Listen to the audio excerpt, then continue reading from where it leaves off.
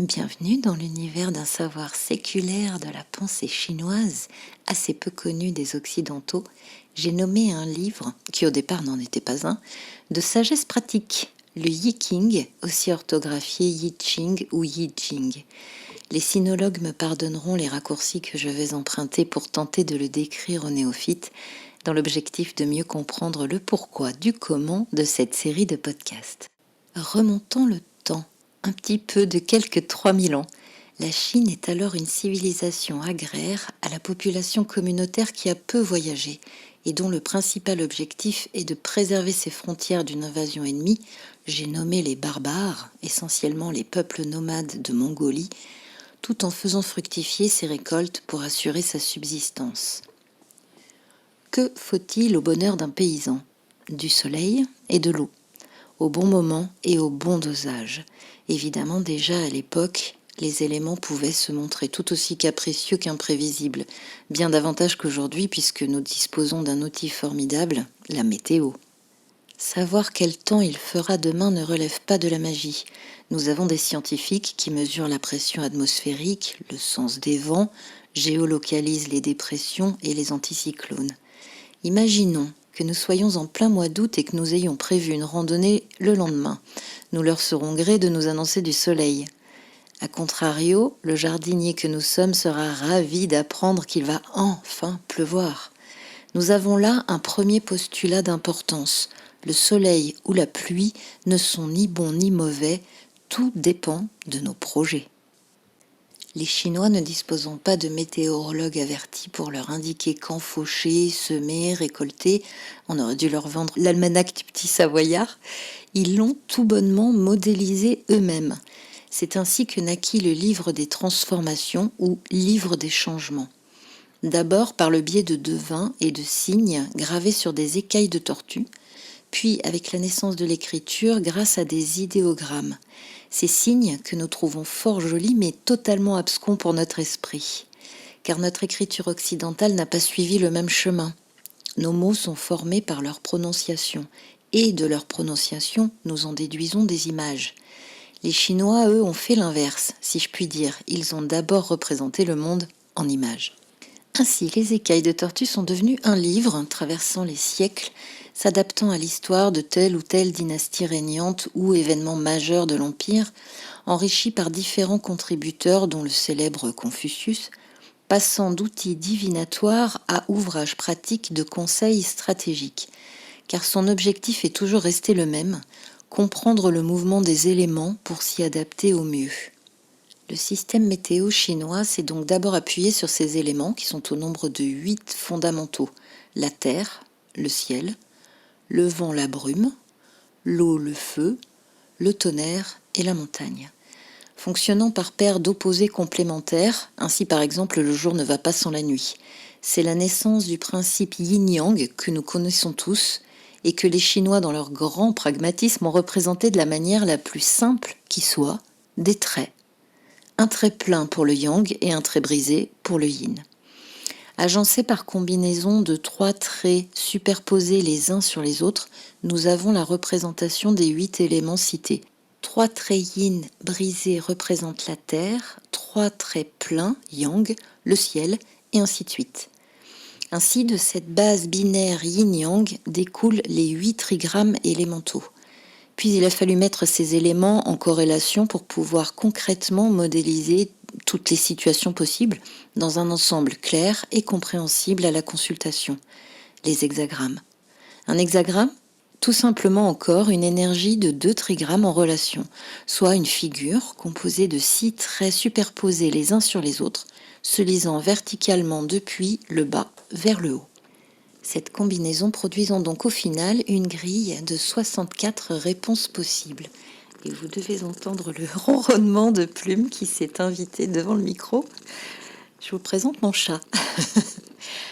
Alors, une subtilité de taille au sujet de ces 64 réponses possibles, qui sont à la base de toute la pensée chinoise, c'est que cet ensemble n'est pas statique.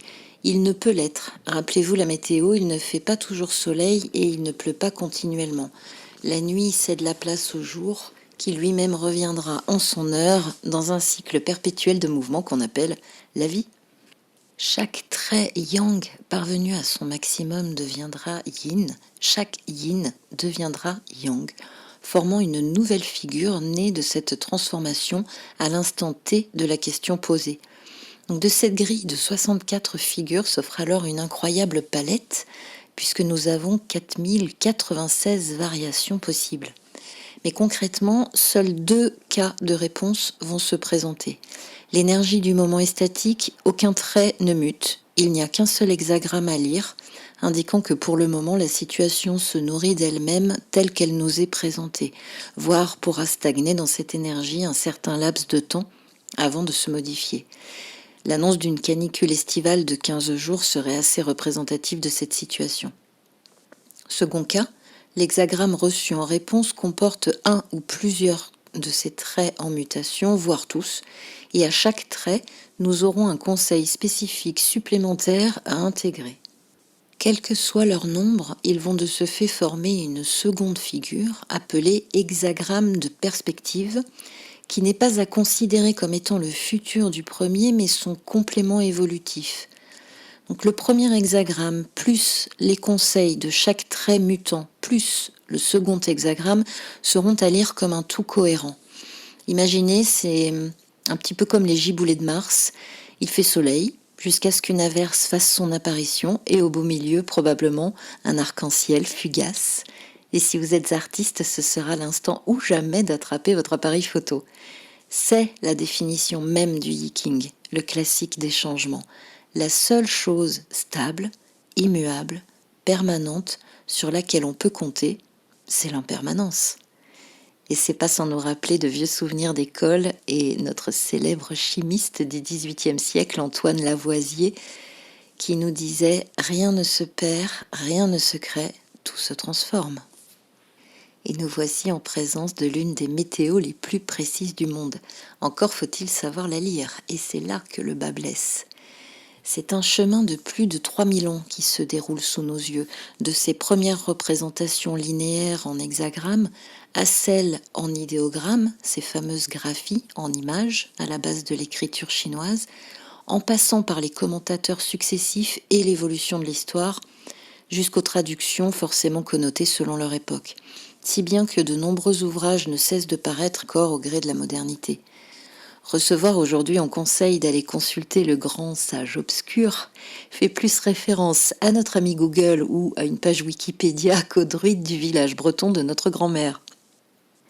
Et bien que nous semblions fort éloignés des préoccupations des premiers paysans chinois scrutant le ciel, puis leurs oracles, pour savoir quand viendra la pluie et s'il convient de semer aujourd'hui plutôt que demain, en réalité il n'en est rien. En effet, comment résoudre tel conflit ? Est-ce le bon moment pour changer de carrière ? Ce nouveau contrat me correspond-il vraiment ? Et cette rencontre, que contient-elle en germe ? Puis-je me fier à cette personne ? Et moi d'ailleurs, où en suis-je dans tout ça ? Les mêmes questions nous pressent quant à nos investissements et nos récoltes. Et de manière tout à fait sensationnelle, un vieux manuel pratique de 3000 ans est susceptible de nous apporter des réponses tangibles. Mais comment les obtient-on, ces réponses ? C'est peut-être là la part la plus mystérieuse, encore inexpliquée. À l'origine, les devins utilisaient des tiges d'achillée séchées, regroupées par paquets de 50. Alors, vous pouvez vous y essayer, mais bon courage. Il y eut ensuite les pièces de monnaie, par groupe de 3, en 6 lancers successifs pour monter l'hexagramme trait par trait, en attribuant une valeur yin ou yang aux côtés pile et face de chacune. Désormais, nous avons Internet et il est tout à fait possible de générer des tirages avec cette méthode pour les mêmes résultats. Il est étrange de se dire que l'on obtient de la logique avec de l'aléatoire. Ce petit b.a.-ba du Yiking touche à sa fin et j'espère avoir réussi à aiguiser votre curiosité avec cette introduction que j'ai souhaité illustrer par des exemples concrets dans ma série de podcasts intitulée L'œil du Yiking. En combinant plusieurs de mes passions, j'y choisis des œuvres existantes, films, livres, connus ou pas, en posant pour chacune une même question. Quelle est son essence ? Chaque Alain s'est joint de nouveau à nous. Alors vous verrez que parfois les réponses sont si évidentes qu'elles semblent enfoncer des portes ouvertes. ce qui est plutôt le signe d'une situation suffisamment limpide pour faire immédiatement résonance avec notre compréhension. Mais parfois, à contrario, les messages sont surprenants et nous invitent alors à adopter une perspective différente, un angle de vue novateur. Cet exemple est particulièrement bien illustré par la double analyse des 2 premiers films de Sofia Coppola, Virgin Suicides et Lost in Translation, dont je vous mets le lien ci-joint.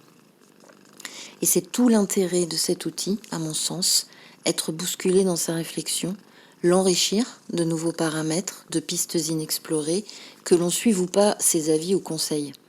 La démarche favorise assurément l'ouverture d'esprit. Et si vous souhaitez l'appliquer pour une thématique personnelle, vous trouverez le lien vers les consultations sur mon site web oaconsult.com, où que vous vous trouviez. Et si vous aimez mon travail, soutenez-le en likant et en vous abonnant à la chaîne, ça facilite grandement ma visibilité. Et n'hésitez pas à partager. Merci, bonne écoute.